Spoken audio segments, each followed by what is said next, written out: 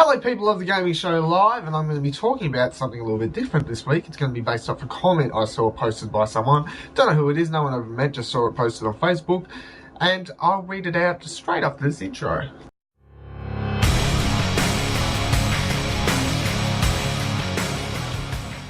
Alright, so the comment from Anonymous comes in as such. I'll read it as quickly as I can.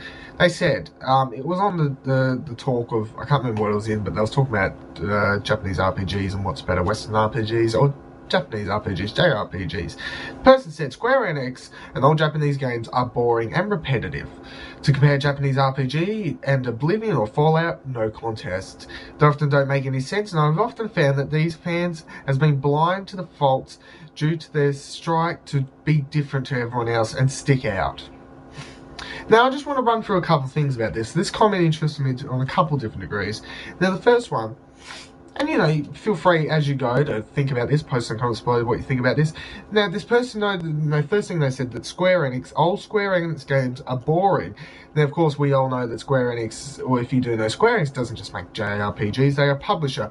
You know, Activision, Call of Duty, whatever, they're a publisher, they're not just a game developer. So Square Enix is, of course, publishing the upcoming Tomb Raider, I believe. And if I'm wrong, don't call me a noob because I haven't slept yet. But it's not the point. Square Enix publishers other games other than JRPGs all the time. But I just want to get down to the fact that it's kind of funny how a game developer does one thing and they automatically get sucked to it. I want to bring this back to the Call of Duty. To people that really don't get into the game industry like myself, do they always see Activision, Call of Duty? They make Call of Duty games. That's all they'll be, and maybe in the future, you know, I don't like all Activision's games are stupid because all they are is first-person shooters. You know, it's interesting. I always find it interesting to see what people that don't pay as much attention to the game industry as I do, what they have to think. I just found that kind of interesting. He also then says the thing about to compare Japanese RPG and Oblivion and Fallout, no contest. It's not really a contest, they're two completely different games. I mean, Fallout, Oblivion, same thing.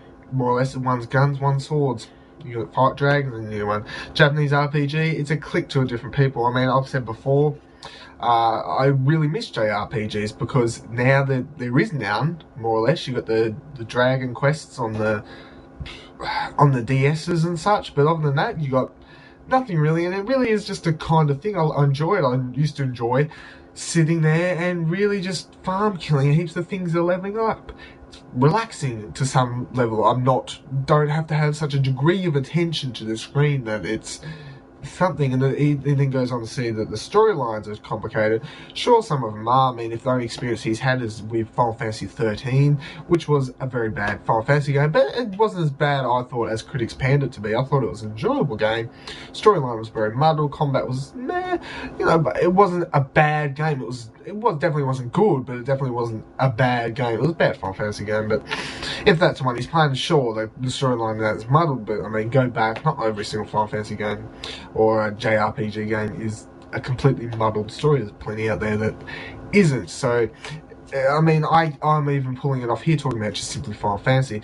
Everyone seems to do that. I mean, I'm doing it right now. People say JRPG, you go Final Fantasy. That's it.